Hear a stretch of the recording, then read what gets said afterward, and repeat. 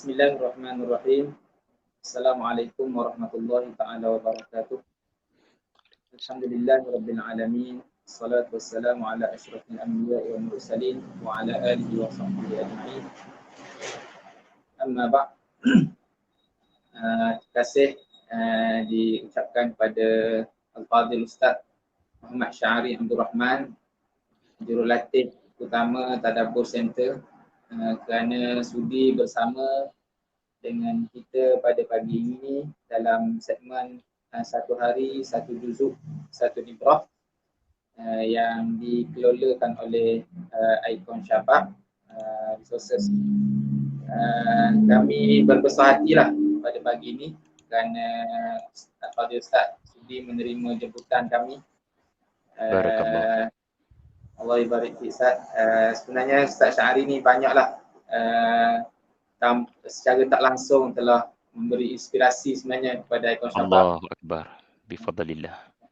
Ini usaha kami lah sedikit sebanyak menerbitkan buku-buku sirah Nabi untuk anak-anak. Ada bagi beberapa kata pengantar untuk buku kami. Terima kasih banyak-banyak Ustaz. Jazakumullah khairan. Kembali kepada Icon Syabab. Barakallahu fikum.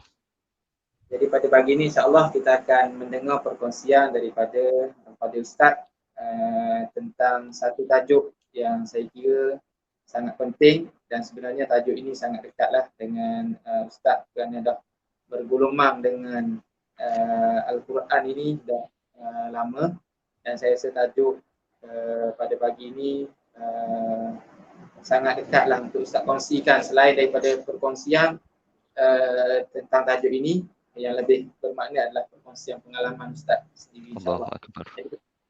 Masa saya menjemput Ustaz untuk menyampaikan perkongsian dengan tajuk refleksi tadabbur. InsyaAllah falyatafadhal mashkur. Assalamualaikum warahmatullahi wabarakatuh. Alhamdulillahirabbil alamin, wassalatu wassalamu ala Rasulillah wa ala alihi wa sahbihi wa man tabi'ahu wa nasarahu wa jahada fillahi haqqa jihadih. Subhanaka la ilma lana illa ma 'allamtana innaka antal alimul hakim wa la haula wa la quwata illa billahil aliyil azim. Terima kasih banyak-banyak saya ucapkan kepada Ustaz Abdul Hakim Osman selaku pengarah urusan kepada Icon Syabab bersama dengan isteri barangkali di belakang tabir, seluruh tim daripada Icon Syabab yang telah banyak menerbitkan karya-karya yang membantu anak saya sendiri dan mudah-mudahan anak-anak tuan-puan sekalian pada mengetahui dan memahami qasas ataupun kisah-kisah Al-Quran daripada sudut pandang yang menjauhi Israiliyat dan lebih mengutamakan bagaimana Allah Subhanahu Wa Taala menerangkannya menerusi Al-Quran. Terima kasih pada semua tuan-puan yang menonton pada pagi ini yang singgah ya ke teratak Icon Syabab. Alhamdulillah. Saya akan berkongsi dalam tempoh yang terbatas ini dua kalimah yang diamanahkan oleh Ustaz Hakim kepada saya, iaitulah kalimah yang sangat besar makna dalam hidup saya, iaitulah ibarah dan tadabbur. Dan syarikat saya pun ada dua, satu paradigma ibarah, satu lagi tadabbur center. Jadi kedua-dua syarikat itu mengambil barakah daripada dua kalimah daripada Al-Quran. Ustaz Hakim kalau tidak keberatan boleh paparkan saya punya word ataupun saya punya screen share yang telah saya kongsikan ini. Baik, saya nak mulakan dengan teka-teki tuan-puan sekalian. Dalam Al-Quran, ya, surah mana yang paling banyak adegan musafir?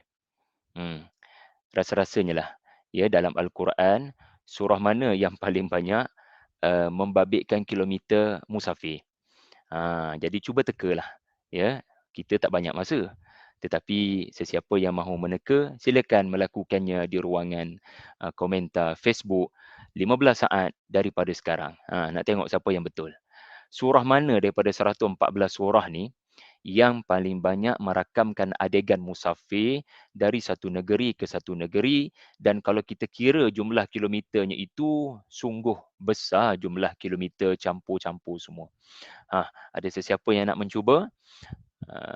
Daripada 34 orang yang menonton ini. Ya, Anis Muhtam, subhanallah, tepat sekali surah Yusuf.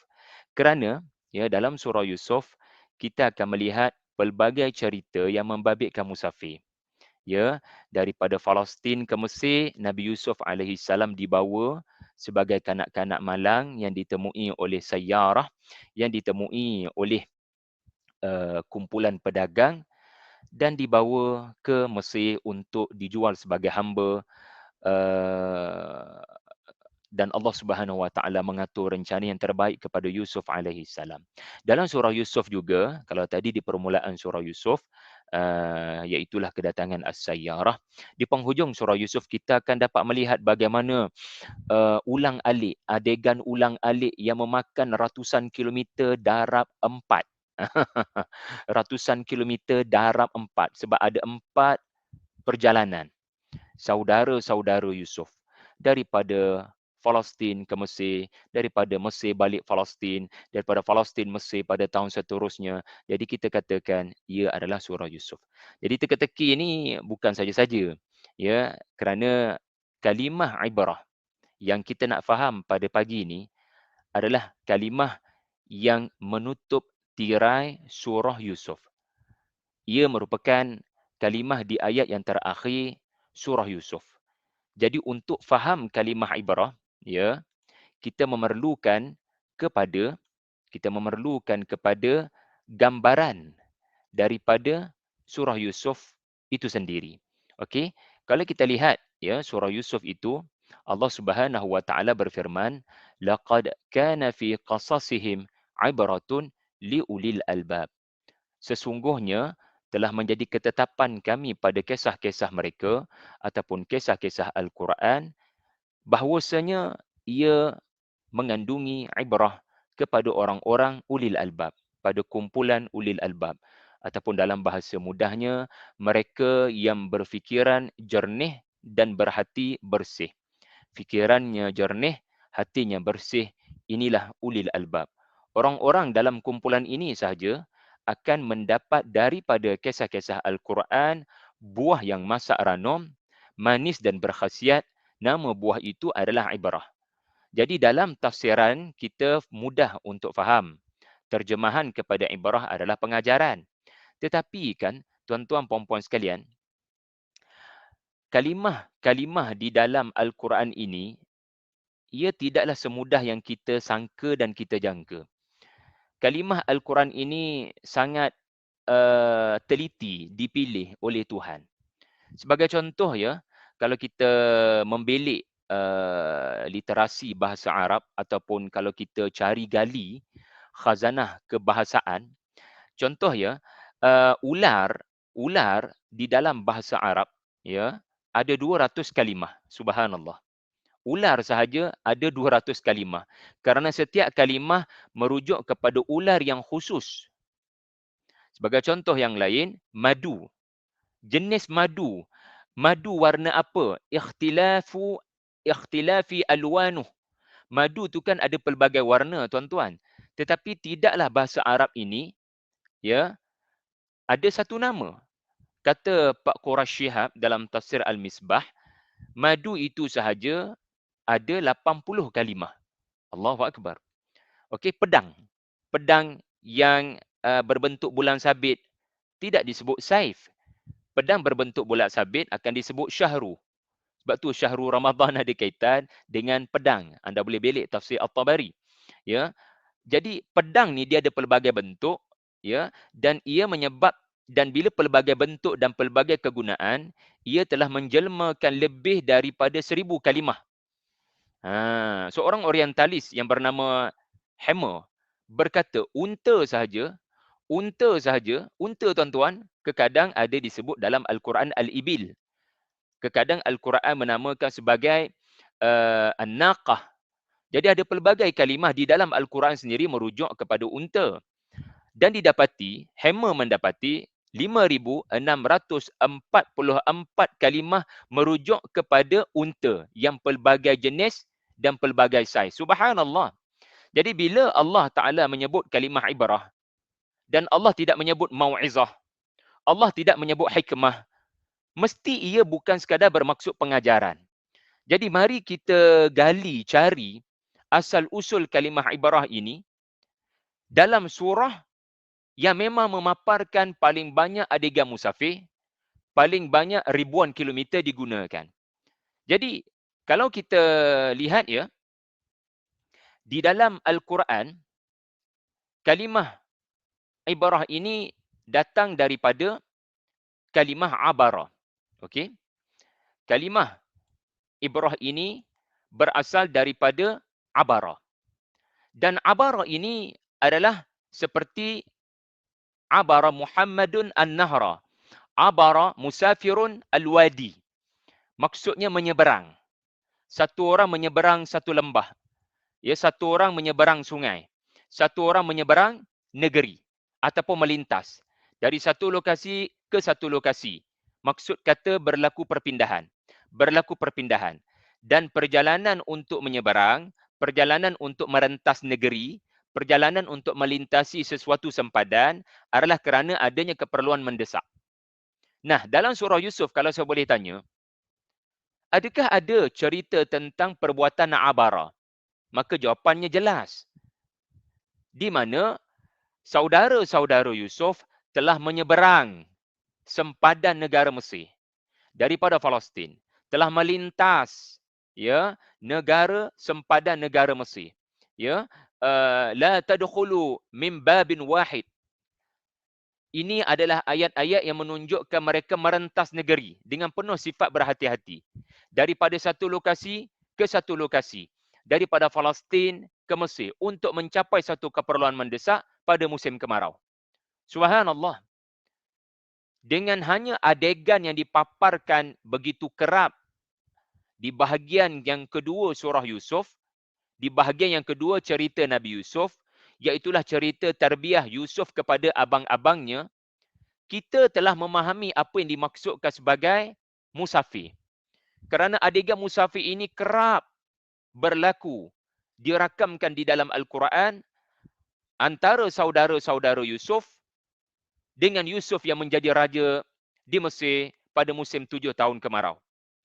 So, perbuatan ini disebut abara. Saya harap saudara-saudari semua, para penonton, para pencinta ilmu dan para penyokong kepada ikon Syabab, ya, dapat memahami asal usul kalimah abara. Bagi pihak tu dulu. Acu terap pihak tu dulu. Abara ni maksudnya menyeberang. Dan anda tidak akan menyeberang, melainkan anda dalam sebuah perjalanan yang berkilometer jauhnya untuk mencapai satu keperluan yang mendesak. Yang mendesak seperti saudara-saudara Yusuf memerlukan kepada gandum, memerlukan kepada nasi, memerlukan kepada bekalan makanan kerana 7 tahun kemarau yang sangat mendesak mereka untuk survive. Dan sebab itu di dalam Al-Quran sendiri, kita akan mendapati penggunaan kalimah ini wujud, ya, yang merujuk kepada orang-orang yang bermusafir. Okey. Sebagai contoh, kita lihat di dalam suratul Nisa. Okey, kita lihat dalam suratul Nisa. Anda dapat lihat pada ayat 43, Allah Ta'ala bercerita tentang orang-orang mukmin, jangan kamu menunaikan solat dalam keadaan kamu mabuk. Ini adalah fasa-fasa awal pengharaman arak. Dan jangan kamu melakukan solat hinggalah kamu faham apa yang kamu kata. Dan jangan kamu melakukan solat dalam keadaan kamu berjunub, ya, dalam keadaan kamu berhadas besar, ya, dan berhadas kecil. Kecuali kamu melintas jalan sahaja, lalu kamu singgah di masjid berkenaan. Itu tidaklah mengapa. Hatta taghtasilu. Selagi kamu tidak menunaikan solat, tidak ada masalah. Ya, kamu melintasi sesuatu masjid, tempat beribadah orang-orang menunaikan solat. Jadi kalimah yang terbit daripada abara di sini adalah abiri sabilin. Abiri sabilin, orang yang menyeberang rumah ibadat. Orang yang melintasi RNR yang bernama musalla. So tidaklah mengapa untuk dia duduk di situ dalam keadaan dia berhadas, asalkan dia tidak bertujuan untuk menunaikan salat.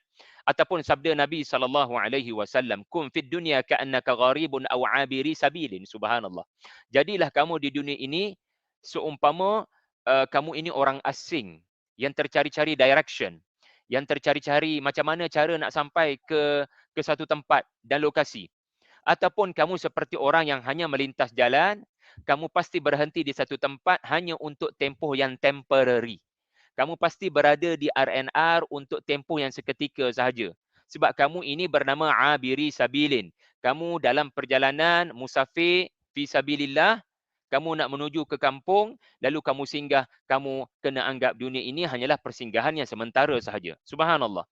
Jadi abir, ya, kembali kepada maksud kalimah abara, ia merujuk kepada proses melintasi, menyeberangi untuk sampai kepada satu hajat. Nah, mari kita cuba fahami. Kalau inilah asal usul kalimah abara, maka Maha Suci Allah memilih kalimah yang sangat tepat bagi menggambarkan pengajaran, the lessons from history in the Quran. Di mana Al-Quran bila bercerita tentang kisah-kisah lampau, ia merupakan ahsanal qasas. Apa jua cerita yang Allah Ta'ala sebut di dalam Al-Quran, membabitkan al-umam as-sabiqah, membabitkan umat-umat terdahulu, mereka yang sudah meninggal dunia dan wafat, sesungguhnya laqad kana fi qasasihim ibratun liulil albab. Allah Ta'ala menjadikan pada kisah-kisah itu adanya ibrah. Maksud ibrah adalah anda apabila membaca kisah-kisah Quran, anda akan dapat menyeberang, anda akan dapat melintas untuk pergi kepada cerita berkenaan tanpa sebarang halangan. Okey, saya ulang semula. Okey. Anda bila membaca sesuatu kisah di dalam Al-Quran, kerana Allah yang bercerita dan Allah sebaik-baik pencerita. Allah Ta'ala itu lam yakul lahu kufuwan ahad. Allah itu bukan makhluk. Tidak layak disandarkan kepadanya sebarang kecacatan. Tidak layak dinisbahkan kepadanya sebarang kelemahan. Yang hanya layak dinisbahkan kepada makhluk. Maka Allah bila bercerita, Allah tidak menggunakan pendekatan kemakhlukan. Allah tidak sejarawan. Allah itu pencipta sejarawan. Maka format ataupun kerangka cerita Quran bukan kerangka semata-mata asatirul awwalin. Usturah.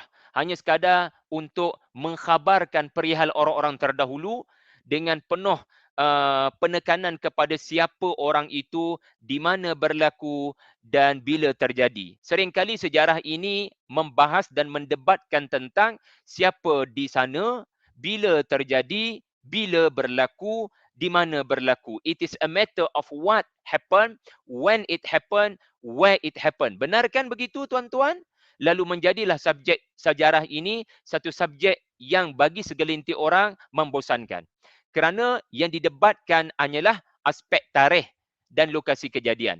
Kat mana Gua Al-Kahfi, ya, di mana pertemuan dua lautan, di mana tiga hentian Zulkarnain, siapa batang tubuh Zulkarnain. Sedangkan kita perasankan Al-Quran tidak sebut di mana pertemuan dua lautan.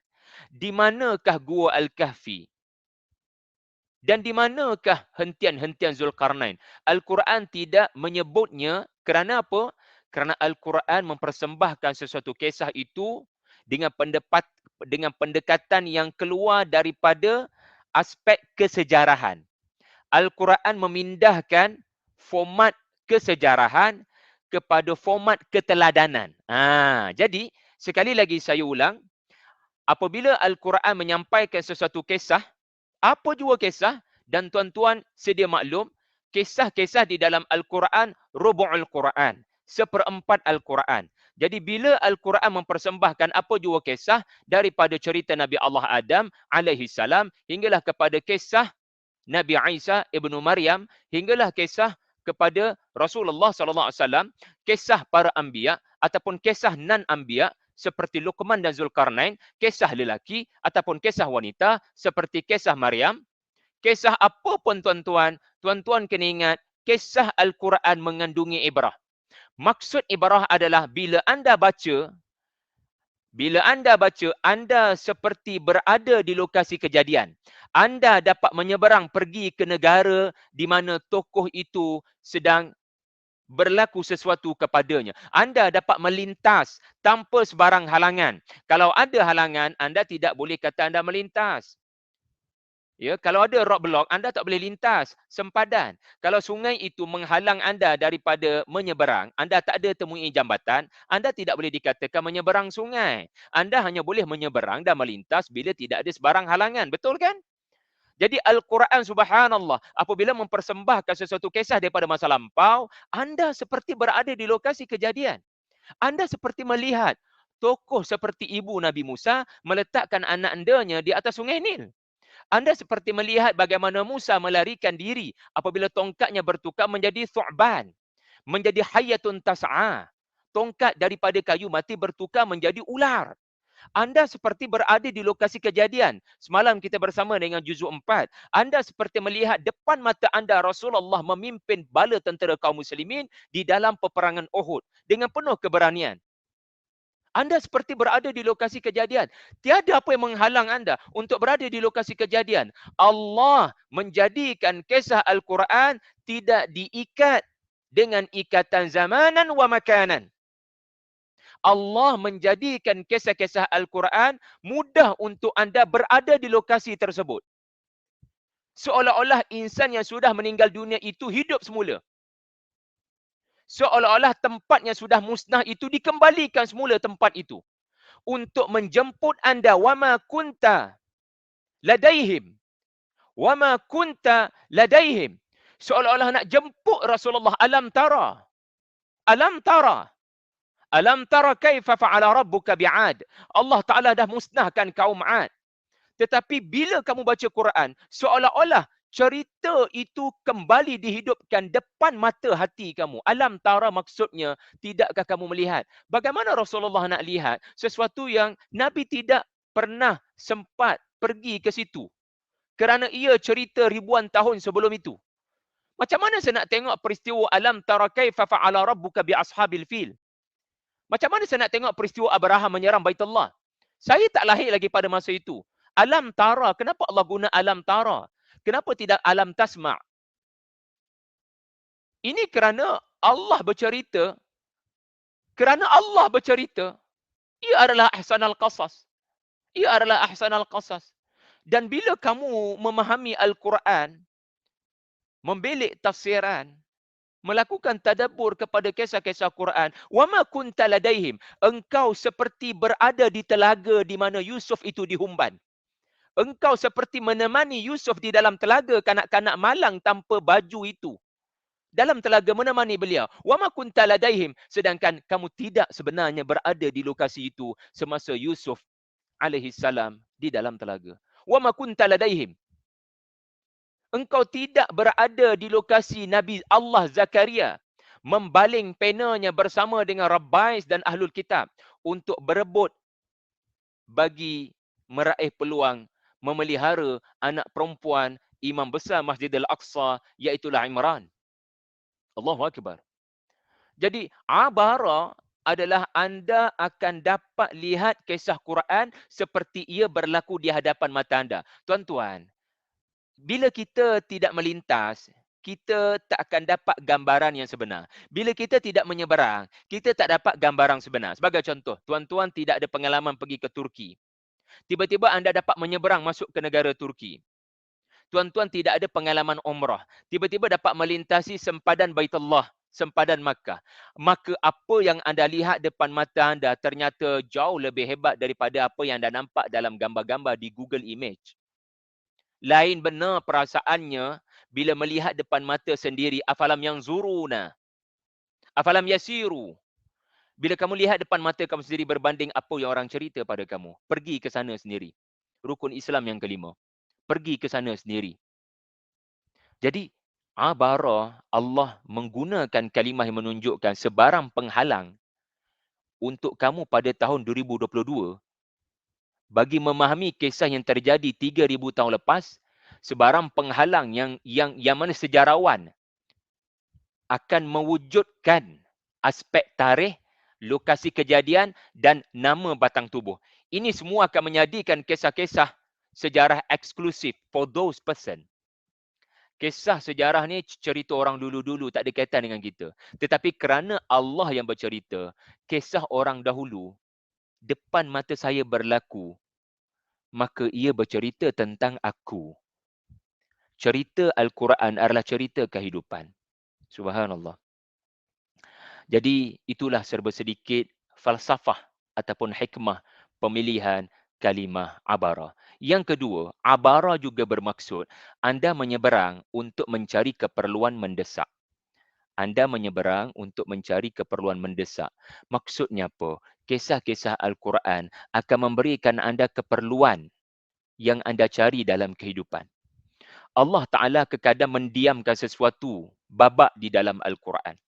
Anda akan mendapati inilah pendekatan karya-karya kreatif daripada Ikon Syabab mengambil inspirasi daripada Syekh Almarhum Dr. Salah Abdul Fattah Al-Khalidi.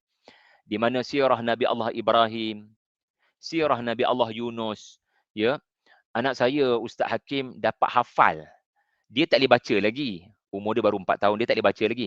Tetapi kerana kita always cerita bedtime story tu, sampai dia tahu dah halaman ni pasal apa. Ya, la ilaha illa anta subhanaka inni kuntu minaz zalimin. Ya, sampai dia boleh hafal. Muka surat ni mesti cerita dia macam ni. Dan bila kita tengok memang betul sebiji. Memang betul sebiji dengan apa yang tertulis teks-teks dalam halaman-halaman sirah Nabi Ibrahim. Ya, jadi Syekh Dr. Salah Abdul Fattah Al-Khalidi Almarhum rahimahullah, beliau sangat tegas dalam hal-hal yang Al-Quran mendiamkan, maka kita diamkan. Rasulullah mendiamkan, maka kita diamkan. Usah pergi kepada perincian yang tidak ketahuan daripada mana sumbernya. Al-Quran ada sebab mendiamkan sesuatu. Sebagai contoh, Al-Quran mendiamkan pada babak apakah kesudahan kisah Yusuf dan isteri Al-Aziz. Al-Quran tidak menceritakan apa kesudahan cerita isteri Al-Aziz yang bertaubat dengan Yusuf alaihi salam yang menjadi Raja Mesir, Al-Aziz. Tetapi kadang kita duk tanya soalan tu. Bukan sekali, berkali-kali saya terima soalan tu. Tidaklah salah bertanya soalan itu. Kahwin ke tak kahwin? Kahwin ke tak kahwin? Tak salah tanya soalan tu. Ia hanya memerlukan kajian. Soalnya, adakah kita mampu untuk mengkaji? Bukankah itu satu benda yang berat bagi awam? Unless kita benar-benar sudah ada kajian. Sudah ada kajian yang berautoriti, yang sudah diiktiraf di pentas akademik. Maka kita akan menghargai. Oh, rupanya berkahwin. Oh, rupanya tidak berkahwin. Tetapi asas yang mesti kita pegang adalah bila Al-Quran tidak menceritakan, ia bukan keperluan mendesak. Ia bukan keperluan mendesak kepada kamu, wahai manusia yang beriman. Kadang kita tanya soalan yang tak ada mengena dengan keperluan kita. Sebab apa? Sebab apa? Kita tanya soalan yang tak ada keperluan mendesak untuk kita. Sebab kita tak tahu apa yang kita perlukan dalam hidup. Kita sendiri tak tahu nak pergi mana. Kita sendiri tak tahu nak pergi mana seumpama orang naik kereta ke sana kemari, tak ada tujuan, mundar mandir, tak ada hala tuju. Dan dia tak akan gunakan Waze. Tetapi waktu bila anda gunakan Waze? Anda guna Waze bila anda ada keperluan mendesak untuk cari bazar Ramadan. Untuk cari restoran untuk berbuka puasa. Untuk cari stesen minyak. Bila ada keperluan mendesak, lalu baru anda tahu untuk determine lokasi mana. Jadi kita kena tanya hidup kita. Kita kena tanya diri kita. Saya ni nak cari apa sebenarnya? Kita kena tanya soalan tu. Saya ni apa keperluan hidup saya? Laqad kana fi Yusuf wa ikhwatihi ayatul lis-sa'ilin. Cerita Yusuf dan saudara-saudaranya hanya akan memberikan manfaat kepada orang yang sentiasa bertanya soalan. Bertanya soalan. Soalannya adalah, apakah soalannya? Adakah bertanya soalan di sini adalah persoalan seperti kahwin ke tak Zulaikha dengan Yusuf tu? Sebenarnya itu bukan soalan yang menjawab keperluan mendesak kehidupan kita. Keperluan mendesak kita adalah saya tertekan. Macam mana saya nak keluar daripada tekanan dan depression? Saya mengalami kemurungan akibat berlakunya satu insiden. Macam mana saya nak keluar daripada kemurungan ini? Saya kehilangan orang tersayang. Bagaimana saya boleh keluar daripada keresahan, kesakitan di dalam? Saya kehilangan Yusuf dan Bunyamin. Dua orang penting dalam hidup saya. Macam mana saya nak rawat hati saya? Saya kehilangan dua orang penting. Khadijah binti Khuwailid radhiyallahu anha dan Abu Talib. Bagaimana saya nak tabah menghadapi amul huzni? Beritahu kepada saya. Itulah soalan yang penting dalam hidup kita. Betul tak tuan-tuan? Adakah tuan-tuan boleh setuju dengan saya? Di mana kita akan datang satu situasi, kita akan mengalami tekanan. Mahzunun. Lalu datang surah Yusuf untuk jawab persoalan macam mana nak keluar ni? Macam mana nak keluar daripada kemurungan tekanan ni? Maka surah Yusuf memaparkan kekuasaan Allah, mengeluarkan Yusuf daripada telaga menuju ke istana, mengeluarkan Yusuf daripada penjara menuju ke istana. Allah itu latif. Dia ada cara dia untuk menjawab persoalan kita. Rezeki yang tidak kita duga. Jadi menarik ya, di dalam bahasa Arab, kalimah abara ini telah menjelmakan beberapa kalimah.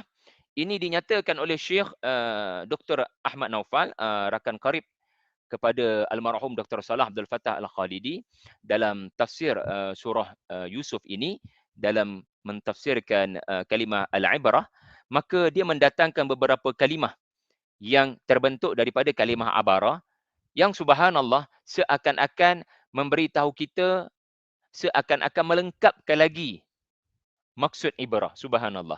Pertama sekali adalah abrah. Abrah ini adalah jarum ya. Jarum yang digunakan untuk mencantumkan dua kain yang berpisah, yang terkoyak. So, cantum. Jadi, apabila kita membaca kisah-kisah Quran, sebenarnya kita sedang cantum dua alam berbeza, dua lokasi berbeza, kerana adanya persamaan kita boleh jahit. Subhanallah. Allah Ta'ala bila mempersembahkan kisah-kisah Quran, ia adalah satu bentuk persembahan di mana Allah jahit, Allah kait, Allah jahit, Allah Ta'ala kait. Iaitulah kisah di Mesir tetap ada kaitan dengan kamu yang duduk di Kuala Terengganu. Kisah berlaku di Palestin tetap ada kaitan dengan cerita kamu di Kajang. Allah jahit, Allah kait. Ada kaitan, ada jahitan. Kalau tak boleh nak dikaitkan, kalau tak sesuai untuk dikaitkan, anda takkan jahit. Kain yang tak sama warna contohnya. Hari raya tak lama lagi kan, kita semua dah ready dah nak tempah dan jahit pakaian. Abratun. Subhanallah. Konsep jahitan, konsep cantuman, ada persamaan, adanya kiasan, adanya ta'burun. In kuntum lirru'ya ta'burun, adanya kaitan. Kemudian kalimah abbarah yang bermaksud safinah. Ia bukan sebarangan kapal, ia adalah kapal yang membawa penumpang yang banyak, kerana penumpang ini mahu menuju ke benua yang jauh, negara yang jauh. Maka kapal itu dinamakan abbarah. Dia memindahkan kamu dari satu lokasi ke satu lokasi yang amat-amat jauh menerusi jalan lautan. Allahu Akbar. Abbarah. Maka begitulah telah saya terangkan tadi, kisah-kisah Quran ini benar-benar memindahkan kita dari satu lokasi di Kajang ke satu lokasi di Mesir, kerana kisah Al-Quran sedang bercerita tentang Mesir contohnya, dan kita mendapat pengalaman baru. Kita seolah-olah pergi ke sana. Dan ibarah, anda tahu perkataan ini pun ada dalam bahasa Melayu, ibarah ataupun apakah yang diviralkan, ucapan ataupun quoted from somebody. Ada satu orang bercakap tentang sesuatu, ada seorang pemimpin membuat kenyataan yang besar, lalu ia menjadi headline ataupun menjadi hashtag ataupun ia menjadi viral. Jadi dalam bahasa Arab, perkataan ataupun kenyataan yang viral ini disebut al-ibarah. Al-ibarah. Jadi kisah-kisah Quran adalah kisah-kisah yang mesti diviralkan. Mesti berpindah. Kan tadi kita sebut abara, berpindah dari satu lokasi ke satu lokasi. Jadi cerita Quran adalah cerita yang mesti viral, berpindah dari satu mulut ke satu mulut. Menjadi satu fenomena. Seronok kan, tuan-tuan? Bila sambil buka puasa di kedai mamak tu, lebih kurang 10 minit nak buka puasa di masjid tu, kita sembang bukan pasal Liverpool lawan Arsenal ke, ya, tetapi kita sembang mengenai kenapa Allah Taala menceritakan kisah Nabi Musa sangat banyak di dalam Al-Quran. Kita sembang. Subhanallah. Saya sembang dengan Ustaz Hakim contohnya, mengapa Allah Taala memberikan gelaran kepada Nabi Yunus dengan pelbagai gelaran. Kekadang Dhannun, kekadang Sahib Al-Hut. Kenapa? Kenapa ada tempat Allah sebut Yunus? Kenapa ada tempat Allah sebut Sahib Al-Hut? Kenapa ada tempat Allah sebut Dhannun? Dan kenapa surah Yunus tak ada cerita perjuangan Nabi Yunus? Ini menarik. Surah Yunus tapi tak ada cerita Nabi Yunus dalam perut ikan. Surah Yunus tapi tak ada cerita Nabi Yunus meninggalkan kaumnya dalam keadaan marah. Yang ada hanya cerita kaum dia beriman. Dan Allah tidak mengenakan mereka azab. Allahu Akbar. Ya. Satu lagi abur. Tambah satu lagi abur. Ya, siapa di sini tadi yang buat nota, saya nak ucap terima kasih pada Anis Muhtam, Rahmah B, Muhammad Izan, teleportasi. Subhanallah. Hollywood come out dengan time travel punya idea. Ya, dengan Adam Project-nya, iaitu mengembara ke masa lampau. Ini semua karut marut dan khurafat, tuan-tuan. Manusia takkan boleh berpindah daripada masa ke masa. Kerana wal asri. Masa yang dah berlalu. Usah bicara tentang hari dahulu. Ia sudah pergi jauh daripada kamu. Ia lebih jauh daripada bintang. Bintang paling jauh, tuan-tuan, betul tak? Bintang paling jauh. Bintang ni sangat jauh, ratusan juta tahun cahaya. Tetapi yang lebih jauh daripada bintang, kata Imam Ghazali, ya, adalah semalam. Al-ams, semalam. Semalam tu lebih jauh daripada bintang. Sebab kamu takkan boleh kejar hari semalam. Kamu takkan boleh pindah kepada hari semalam. Allahu Akbar. Benda dah berlaku wal asri, kamu takkan boleh ubah. Kamu tak boleh buat apa yang disebut sebagai grandfather paradox. Tak boleh ubah. Ya, sebagaimana apa ni Avengers Endgame kononnya cuba mengubah masa lampau. No. Tetapi Al-Quran memaparkan cerita masa lampau dan kita seolah-olah dijemput oleh Allah Ta'ala untuk pergi ke masa lampau di lokasi lampau. Allah Maha Berkuasa, tuan-tuan. Allah yang sama bawa Rasulullah menaiki burak. Allah yang sama membawa Rasulullah menaiki burak untuk pergi ke Masjidil Aqsa. Untuk pergi ke Masjidil Aqsa. Dan tuan-tuan tahu, Nabi dapat melihat arwah para anbiya. Nabi bertemu dengan arwah para anbiya. Sedangkan para anbiya sudah menjadi cerita masa lampau. Para anbiya sudah jadi cerita masa lampau. Tetapi Allah tunjukkan, Allah Maha Berkuasa untuk kamu bila membaca kisah para anbiya, kamu seperti bertemu dengan para anbiya. Kamu seperti bertemu dengan para anbiya. Dan Masjidil Aqsa, subhanalladzi asra bi'abdihi lailan, kata para ulama seperti Dr. Al-Awaisi, pengkaji Palestin, Masjid Al-Aqsa semasa Rasulullah sampai, dia tidak ada bangunan masjid. Dia tak ada monumen binaan masjid macam kita lihat masjid pada waktu ini. Masjidil Aqsa telah dimusnahkan oleh Maharaja Romawi Titus. So kenapa Quran sebut Masjidil Aqsa sedangkan binaan masjid tidak ada pada waktu Rasulullah sampai? Lebih kurang tahun yang keberapa masih saya lupa, tetapi pada tahun yang ke-12 kenabian. Tetapi ia menggambarkan masjid Rasulullah sampai dengan Rasulullah nampak masjid di masa lampau. Atau barangkali di masa depan. Di masa hadapan. Jadi Allah berkuasa untuk menggunakan cara tertentu, lalu kamu seperti mengalami time travel. Subhanallah. Kita tak perlukan time travel ciptaan khurafat, penglipu lara daripada Hollywood. Kita hanya perlukan Quran untuk rasai benda tu. Subhanallah. Jadi abur, saya lupa nak sebut tadi, satu lagi kalimah, Anis Muhtam boleh tambah abur, iaitulah air mata yang mengalir. Air mata mengalir yang berpindah daripada kelopak mata jatuh ke pipi. Abur. Subhanallah, seolah-olah nak bagi gambaran. Bila kita terkesan dengan kisah-kisah Al-Quran, kita barangkali boleh menangis, kita barangkali boleh menangis. Ya, kita terhasilnya emosi tertentu. Sebagaimana contoh surah Hud, Nabi SAW menyebut syayyabatni hudan wa akhawatuha. Surah Hud ni penuh dengan cerita tuan-tuan, sampai Nabi beruban. Ini menunjukkan uban-uban di kepala Nabi SAW yang hanya beberapa helai itu ditanya oleh Abu Bakar As-Siddiq radhiyallahu anhuma adalah berpunca daripada kisah yang sangat dominan daripada Nabi Nuh sampai kepada Nabi Musa dalam surah Hud. Wan Nazi'at, ada kisah Nabi Musa dan Firaun. Ini menyebabkan Nabi beruban. Ini menunjukkan Nabi benar-benar seolah-olah melihat. Karena Al-Quran sebut dalam surah Al-Muzammil ke Al-Mudaththir, ya, kanak-kanak bila melihat kiamat, kanak-kanak berambut hitam menjadi rambut putih. Kerana dia melihat sesuatu yang sangat dahsyat. Maka Rasulullah bila melihat sesuatu yang amat dahsyat, azab yang menimpa umat terdahulu, sampai menghadiahkan rambut putih, tuan-tuan.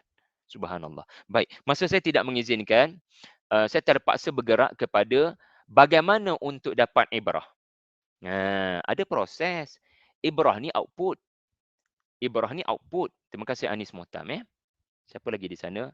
Ya, Ustaz Arif Amin. Allahu Akbar. Wa barakallahu fik.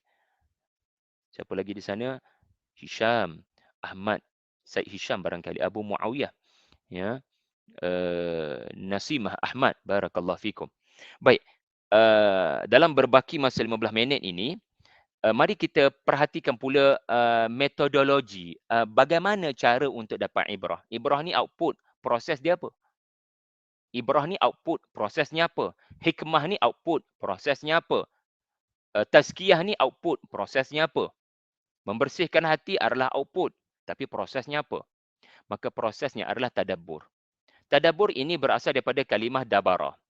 Dan dabara ini bermaksud belakang. Belakang kepada sesuatu. Bila sesuatu berada di belakang, ia berada di dubur. Dabara.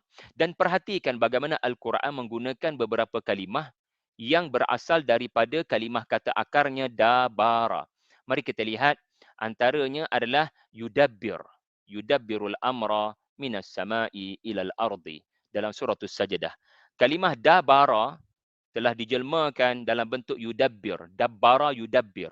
Iaitulah pentadbiran. Allah mentadbir segala urusan ghaibiyat daripada langit ke bumi. Jadi apa kaitan pentadbiran dengan belakang? Tadi kan dabara bermaksud belakang. Jadi apa maksud pentadbiran dari langit ke bumi dan apa kaitan dengan belakang? Ini maksudnya pentadbiran Allah, pemerintahan Allah, cara Allah Ta'ala memelihara alam ini, ada yang kamu nampak, ada yang kamu tak nampak. Sebab benda duduk kat belakang, benda kamu tak nampak. Betul kan? Inilah yang menyebabkan Allah Ta'ala sebut, ya, selepas itu, al-ghaibi wasyahadah. Ada benda kamu nampak, namanya syahadah. Ada benda kamu tak nampak, al-ghaib. Dan ayat ini menceritakan tentang makhluk yang tak nampak, iaitulah perjalanan malaikat. 500 tahun ke bawah, 500 tahun naik ke atas. Maka dabbara merujuk kepada urusan di depan dan di belakang. Urusan dari depan sampai belakang. Urusan zahir dan urusan batin. Dabbara adalah urusan batin. Kita tak nampak sebab malaikat berada di belakang. Kita tak nampak kerana ghaibiyat. Falmudabbirati amra. Suratul Nazi'at. Seingat saya. Falmudabbirati amra. Malaikat-malaikat yang kamu tak nampak itulah yang menguruskan. Yang menerima perintah Tuhan untuk menguruskan hujan. Contohnya Mikail. Mikal. Jibril menurunkan wahyu. Harut, Marut ada peranannya. Para malaikat ini ada peranan tapi kita tak nampak. Kita tak nampak. Bila berlaku guruh di langit, tahukah anda itu adalah suara malaikat? Kita tak nampak. Maka sebab itu Allah menyebut dabara. Kemudian, belakang juga kita dapat lihat dalam cerita Perang Badar. Okey, so belakang ni adalah kaitannya dengan penting. Saya nak tulis dekat papan putih tapi saya tak pandai dan mahir guna serembiat dan papan putih. Okey, bila Allah mention belakang, ia adalah satu bentuk proses yang satu bentuk pada menyatakan ada benda penting yang kamu tak nampak. Sebab dia duduk kat belakang.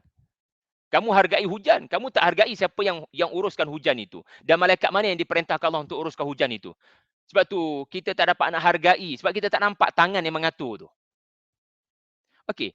Dan di sini kita dapat lihat perkataan dabir. Suratul Anfal. Allah Ta'ala jadikan perang Badar ini adalah perang untuk menghancurkan dabir al-kafirin. Belakang orang-orang kafir. Apa maksud dabir al-kafirin? Untuk Allah hancurkan belakang. Jadi bila kita sebut belakang, kita kena faham terus, ia adalah yang paling penting daripada depan. Kerana yang penting ni disorokkan di belakang. Yang penting-penting ni Allah letak di belakang.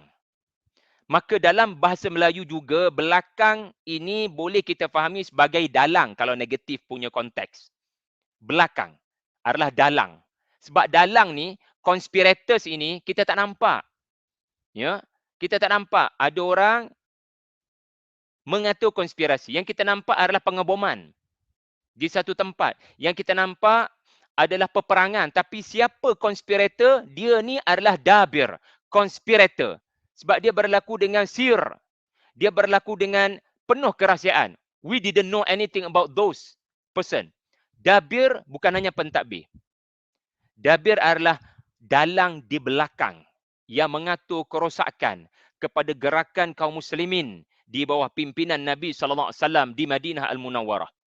Jadi perang Badar Allah atur bukan untuk hancurkan orang-orang kafir semuanya, tetapi untuk tujuan menghancurkan 70 orang termasuk Abu Jahal, gangster yang paling utama, dabir al-kafirin. Orang yang mengatur rencana buruk di Makkah 13 tahun untuk menghalang Nabi. Dan 2 tahun Nabi di Madinah pun tidak senang duduk kerana geng-geng dabir ini yang mengatur. So belakang adalah orang penting. Okay. Kemudian last one kita lihat ya, Allah guna perkataan adbar yang merujuk kepada lari ke belakang. Biasanya dalam peperangan Allah larang kaum muslimin daripada bergerak ke adbar, bergerak lari ke belakang, membelakangi, menjadikan perang itu di belakang kamu. Dan tempat kamu nak capai keselamatan di hadapan kamu. Wala tartaddu ala adbarikum. Kenapa Allah sebut dabara, adbar? Kerana ia adalah tempat penting untuk kamu selamatkan diri daripada pedang yang akan libas kamu. Daripada musuh yang akan memenggal kepala kamu. Kamu nampak di belakang kamu tu tempat untuk selamatkan diri. Jadi memang bagi kamu, iaitulah orang-orang munafik, orang-orang yang lemah iman, rumah mereka adalah keselamatan mereka di medan tempur. Maka adbar digunakan. Jadi belakang ini penting. Macam kita makan pun tuan-tuan. Apa yang penting masa makan? Bukan makan dalam mulut tu, tetapi proses di belakang, di bahagian esophagus yang berada berhampiran dengan dubur itu. Maaf saya sebutkan. Di hujung tu proses yang penting di perut itu. Sila lihat ilmu sains. Ya. Ataupun tengok cerita Pepin. Dia ada satu bab di mana mengembara dalam esophagus. Mengembara dalam esophagus. Apa sains memperjelaskan pencernaan makanan? Itu yang penting. Penghadaman itu. Jadi kesimpulannya. Maka kita simpulkan. Dabara adalah yang penting tetapi di belakang. Dia ni yang penting tapi duduk kat belakang. Dia tidak menjelmakan diri. Dia tersembunyi. Tuan-tuan, ya macam Ustaz Hakim kan kalau kita di Kuala Terengganu ni, pantai apa yang indah contohnya? Pantai apa? Saya pun dah lupa dah pengalaman pergi Kuala Terengganu ni. Katakan saja pantai Cerating. Cerating, Pahang. Tak apalah, mana-mana pantai je lah. So, kita kadang nampak lautan itu cantik. Sebagi Langkawi Allah cantiknya air laut dia. Tetapi tuan-tuan, cuba menyelam. Cuba menyelam. Jangan duduk atas kerusi, tengok permukaan, tengok sunrise semata-mata. Cuba menyelam. Bila kita menyelam, kita akan nampak yang tersembunyi daripada mata kasar jauh lebih indah dan jauh lebih mahal. Kalau nilaian di Habib Jawel ni, Habib Jewel ni, Mahal benda-benda dia temui di bawah dasar lautan itu sebab dia berada di belakang. Kita tak nampak. Allah jadikan lu'lu' marjan, yakhruju minhumal lu'lu' wal marjan. Anda tak akan jumpa di permukaan. Kalau sekadar sekali baca, anda tak jumpa. Kalau sekadar sekali tengok sepintas lalu, sepantas mahu, kita tak jumpa. Tetapi dia kena menyelam. Menyelam kena ada kemahiran. Menyelam kena ada kesabaran. Macam itulah baca Quran. Kalau baca sepintas lalu, kita tak jumpa. Kita tak jumpa benda yang kita perlukan dalam hidup.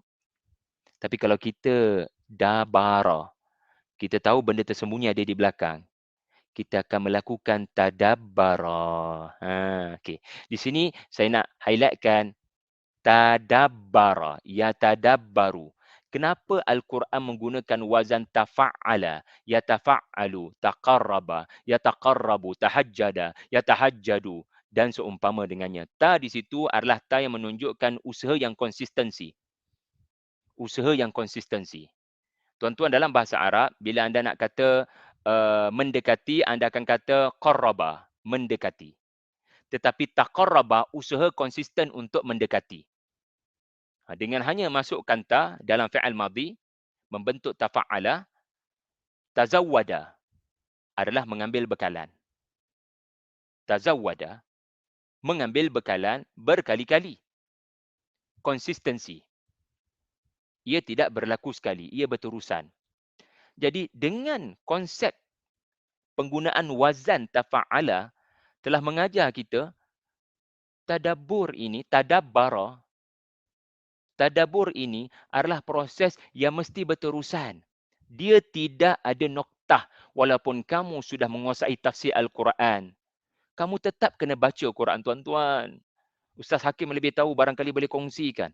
Syekh Salah Abdul Fattah Al-Khalidi, walaupun mufassirul Quran, orang yang sudah tenggelam dengan ilmu tafsir, mentahzib tafsir Ibnu Kathir, mentahzib tafsir Al-Imam At-Tabari, mentafsir tafsir Az-Zamakhsyari. Sudah mahir dengan tafsir Quran, tetapi berapa juzuk dia baca sehari? Tuan-tuan kena tanya Ustaz Hakim. Sebab saya tak begitu tahu. Apa yang saya tahu daripada Dr. Azrul, murid beliau adalah dia tak pernah tinggal Quran. Walau sibuk macam mana sekalipun. Kenapa ya? Kenapa? Inilah yang diungkapkan oleh Al-Allamah Dr. Abdullah Diras, penulis An-Nabaul Azim yang terkenal di Mesir. Rahmatullah alaih. Di mana beliau ini akan memperuntukkan satu hari 6 juzuk Quran. Aku satu juzuk pun struggle dalam bulan Ramadan ni, tuan-tuan. Sebab kita sibuk. Tapi ulama tafsir Quran yang mana kerjanya mengajar tafsir, tak payah baca Quran dah. Bila dah tafsir dan Quran dalam kepala, dihafaz Quran umur berapa tahun saya tak ingat. Diras menghafal Al-Quran umur 10 tahun ke umur 6 tahun saya tak ingat. Dan walaupun dia dah hafal Quran dan mahir dengan selok-belok tafsir Al-Quran, dia memperuntukkan satu hari 6 juzuk Quran. Ya Allah. Kenapa kena baca Quran? Tak cukup ke baca tafsir Quran? Kenapa kena baca balik Quran? Kerana nak melakukan tadabbara. Proses yang berulang kali untuk mencapai apa yang mahal di belakang. Yang tersirat di belakang. Yang tersirat di belakang. Ruhul ma'ani. Ruh adalah benda tak nampak. Ia batin. Sebab itulah, ya, ada segelintir para ulama bersyukur kepada Allah kerana dipenjara. Sebab dalam penjara anda tak boleh dah nak belik tafsir. Tetapi anda boleh murajaah hafalan anda. Anda boleh meminta ihsan daripada pegawai penjara, saya hanya perlukan mushaf Quran saja, berikan kepada saya. Tuan-tuan tahu, tafsir yang hebat-hebat ada yang keluar dari tirai besi. Tadabburnya menakjubkan. Kita yang selama ni melihat ayat itu tak faham-faham, tetapi kerana ulama yang digantung sampai mati ini menghuraikan, kita faham akhirnya. Sebab dia baca balik Quran yang dia telah hafal selama ini dan dia duduk mengajar tafsir selama ini, tapi bila dia baca balik Quran, dia menemui keajaiban. Dia baca lagi Al-Quran, dia menemui keajaiban. Dia baca Al-Quran, dia menemui sesuatu yang baru. Bila dia baca balik Quran, farji'al basar karrataini, dia jumpa cahaya yang baru. Bila dia ikra, bismi rabbikal ladzi khalaq, ikra wa rabbukal akram. Dia baca 2 kali ikra, ikra, ikra, ikra. Kan ikra 2 kali wahyu pertama. Dia ulang baca, dia jumpa cahaya yang baru. Dia baca sekali lagi, dia jumpa satu yang baru. Sebab tu bila Al-Fatihah diulang, kita sepatutnya tidak rasa bosan. Bila fabi ayyi ala'i rabbikuma tukadziban diulang, kita tak patut rasa bosan. Kerana Al-Quran sentiasa memberikan hadiah sesuatu yang baru yang kita tak temui selama ini. We didn't get the point. Sebab kita baca sepintas selalu. Kita baca tergopoh-gapah. Cuba ulang balik. Maka Syed Qutb rahmatullah alaih. Allah yarham Buya Hamka rahmatullah alaih. Said Nursi rahmatullah alaih. Abul A'la Maududi rahmatullah alaih. Ini antara senarai panjang ahli-ahli tafsir yang pernah berada di penjara. Dan tadabbur mereka kadang luar biasa, tuan-tuan. Memanglah manusia tidak maksum. Para ulama melakukan kesilapan dalam beberapa ayat-ayat pentafsiran Al-Quran. Tapi kenapa nak pergi pada kelemahan? Kalau kita boleh memetik kebaikan, ambil yang jernih, buang yang keruh dan menarik. Ini yang menarik juga. Tadabbara, terdapat kalimah ini di dalam surah Madaniyah, dan dabbara, iddabbara, yadabbaru tanpa ta dalam 2 surah Makkiyah, dan saya akan tutup dengan isu ini. Okey, tuan-tuan kalau guna korpus Quran, bismillah. Ya, korpus Quran ini anda type dabara, Anda type dabara, dia membantu anda lah. Kalau anda tak mampu nak akses pada kitab-kitab yang membahas alfaz mushtarikah ataupun ikhtilafil alfaz, ishtirak al-ma'ani, dabara ni. Okay, anda tengok ya, di sini dia ada highlightkan 4 ayat yang mention tadabbur. 4 ayat yang mention tadabbur. Satu dalam surah yang keempat, An-Nisa ayat 82. Okay, catat semua ya. Perkataan tadabbur telah disebut 4 kali. 2 dalam surah Madaniyah, 2 dalam surah Makkiyah, dan subhanallah, Allah Ta'ala maha bijaksana. Kerana ada sebab surah Makkiyah tidak mention dalam wazan tadabbara, tetapi atas wazan iddabbara, ya. Dan manakala surah Madaniyah ada tadabbara. Okay, yang penting surah An-Nisa ayat 28. Kemudian surah 23, Allahumma salli ala Muhammad, surah 23 tuan-tuan mentionkan di ruangan Facebook, saya tak ingat. Surah 23 surah apa, Al-Mu'minun ke apa. 38 surah Sad ayat 29, dan surah yang terakhir surah Muhammad ayat 24. Okay, perhatikan ya. Surah Makkiyah, afalam yadabbarul qaul. Okay, itu surah Makkiyah. Itu surah Makkiyah. Adakah mereka tidak melakukan dabbara kepada Al-Quran? Kitabun anzalnahu ilaika mubarakun liyadabbaru. Bukannya liyatadabbaru. Liyadabbaru. So tidak ada ta di situ. Iddabbara, yadabbaru. Jadi Allah perintah tadabbur kepada kaum muslimin dan orang-orang kafir di Makkah yang expert dalam bidang syair dan bahasa. Tetapi dalam hal tadabbur, orang expert bahasa Arab pun tidak melakukannya. Tidak semestinya anda pakar dalam bahasa Arab. Dan tidak semestinya anda hafaz Al-Quran. Di sisi Allah, anda dan saya telah melakukan tadabbur. Belum tentu. Allah Ta'ala menggunakan kalimah tadabbur dalam konteks yang positif. Dia menunjukkan satu peringkat yang tidak ramai melakukannya. Tidak ramai melakukannya. Dan maha suci Allah. Maha suci Allah daripada memerintahkan sesuatu perintah yang manusia tak boleh buat. Allah perintah kita puasa. Takkan kita tak boleh buat? Kita dah terbukti kita boleh buat. Hanya beberapa jam saja. Yang sakit tak payah buat. Ganti pada hari lain. Boleh buat insya-Allah. Maha suci Allah daripada memerintahkan sesuatu yang manusia tak ada software untuk melakukannya, tak ada hardware untuk melakukannya. Begitulah perintah tadabbur. Maksudnya bila Allah perintahkan semua kita, maka kita semua sepatutnya melakukannya, dan memang kita boleh melakukannya. Cuma kena tahu cara sahaja. Baiklah, di dalam surah Madaniyah Allah menggunakan tadabbara. Afala yatadabbaruna al-Quran am ala qulubin aqfaluha. Itu dalam surah Muhammad. Manakala dalam surah An-Nisa, afala yatadabbaruna al-Qur'ana walau kana min 'indi ghairillahi lawajadu fiha ikhtilafan katsira. Tuan-tuan, di Mekah tidak ada ta, di Madinah ada ta. Kenapa? Ini memang mencabar, dan kerana mencabar barangkali saya kena bantu beri jawapan. Al-Quran di Madinah, semasa Al-Quran semasa Nabi di Madinah, Al-Quran sudah 70% diturunkan. Sedangkan di Makkah, Al-Quran masih lagi beransur-ansur, sedikit demi sedikit, masih lagi jumlahnya, portion yang sedikit diturunkan. Tetapi bila di Madinah, maka surah An-Nisa turun di Madinah. Afala yatadabbaruna al-Quran. Surah Muhammad turun di Madinah. Afala yatadabbaruna al-Quran. Al-Quran sudah 70%. Pendek kata, sudah lebih daripada cukup untuk memandu kehidupan kamu. Al-Quran dah turun. Yang penting-penting dah turun pada kamu. 70% Al-Quran dah turun. 2/3 Al-Quran dah turun. Baca balik boleh tak? Sebab apa?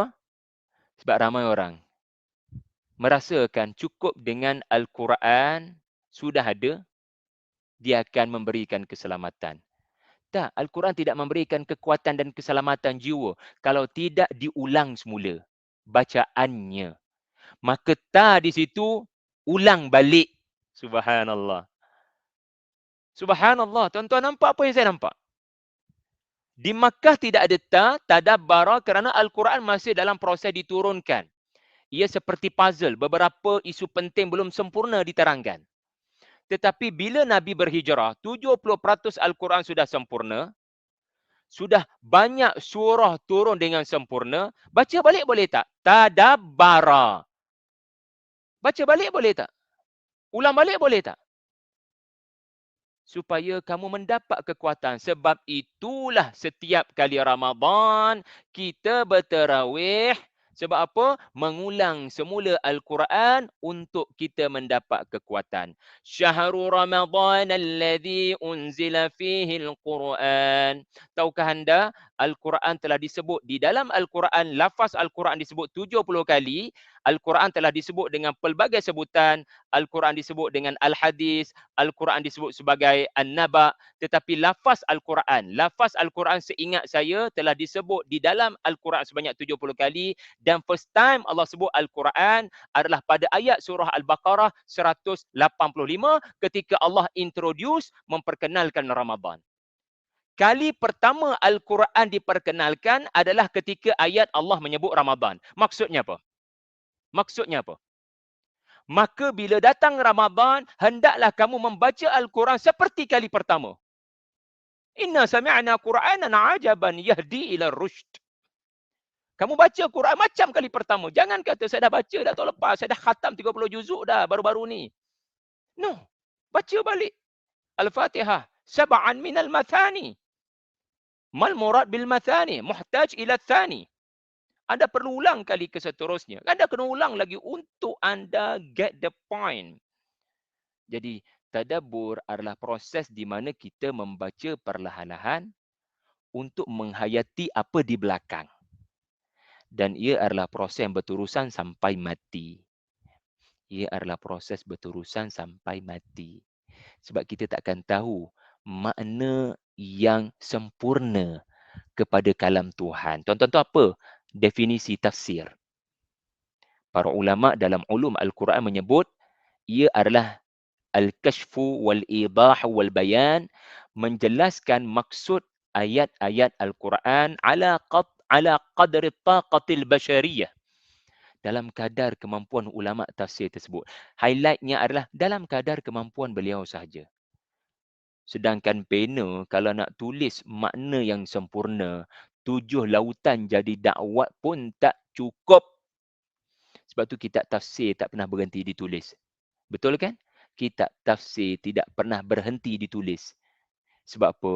Setiap kali Al-Quran diulang dan dibaca, ulama menemui sesuatu yang wow, yang amazing, yang mesti ditulis supaya dapat dikongsikan, allamahul bayan, dapat dikongsikan perasaan dalam hati apa yang telah dialami oleh para ulama ini.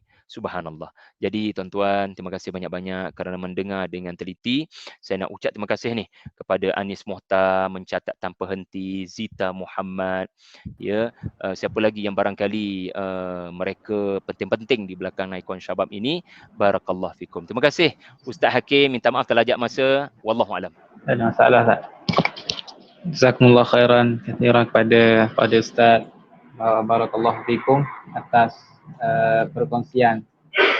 Saya kira 1 jam yang Ustaz sampaikan hari ini sebagai satu mukadimah baru, dan insyaAllah saya anggap mukadimah baru Ustaz, sebab masih banyak lagi perkara-perkara yang saya rasa Ustaz nak kongsikan, tapi kerana keterbatasan waktu tu, dan saya kira ni langkah pertama lah, dan moga-moga lepas ni Ustaz sudi lagi untuk menerima jemputan kami pada masa-masa akan datang, insyaAllah. Boleh Ustaz, insyaAllah. Jadi terima kasih banyak saya ucapkan kepada Ustaz dan semua yang sudi mendengar kongsian daripada Ustaz pada pagi ini.